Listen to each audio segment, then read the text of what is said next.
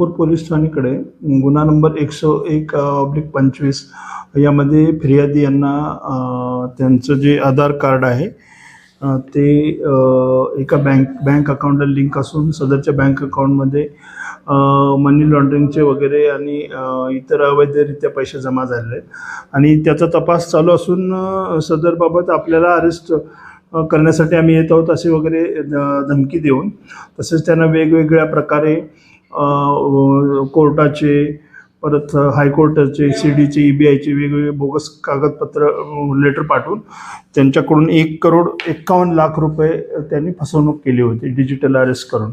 त्याबाबत आपण गुन्हा नोंद करण्यात आला होता सायबर पोलिसांनी. ते सायबर पोलिसांकडे गुन्हा दाखल 80/25चा तपास माननीय पोलीस आयुक्त आमचे रवींद्र शिंगल सर, माननीय जॉईंट CP सर, माननीय DCP लोहित मतानी सर यांच्या मार्गदर्शनाखाली आम्ही तपास चालू केला आणि त्यामध्ये आम्ही 20,00,000 रुपये रक्कम फ्रीज करून ती कोर्टाच्या मार्फतीने मान्य कोर्टाच्या मार्फतीने फिर्यादीस आम्ही तक्रारदारास परत करण्याचा करत आहोत. त्याच वेळा आम्ही ज्या अकाउंटवर पैसे गेले होते त्या अकाउंट धारकांना आणि ज्यांनी पैसे काढले होते ते असे गुजरातचे 3 लोक, चिराग मुकेशभाई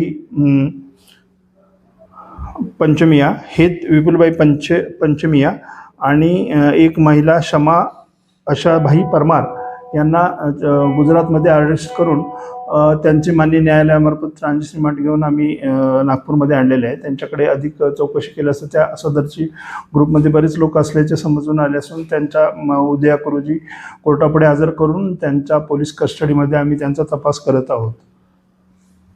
यामध्ये यांचा आता ट्रॅक रेकॉर्ड आपण तपासत आहोत. त्यांच्यावर पूर्वीचे काही गुन्हे आहेत का किंवा त्यांनी अशा प्रकारचे गुन्हे केले आहेत का. तसेच त्यांनी तो जो पैसा काढला होता तो हवाला मार्फतीने व परदेशात ते पाठवण्याचे काम त्यांच्या करत होते. त्याबाबतचे सुद्धा आपल्याला सुराग लागलेले आहे. त्याचा आपण फॉलोअप घेऊन तपास करत आहोत आणि जे पैसे परदेशात गेले असतील ते पण आपण गठवून परत आणण्याचा प्रयत्न माननीय न्यायालयाच्या मार्फतीने करत आहोत.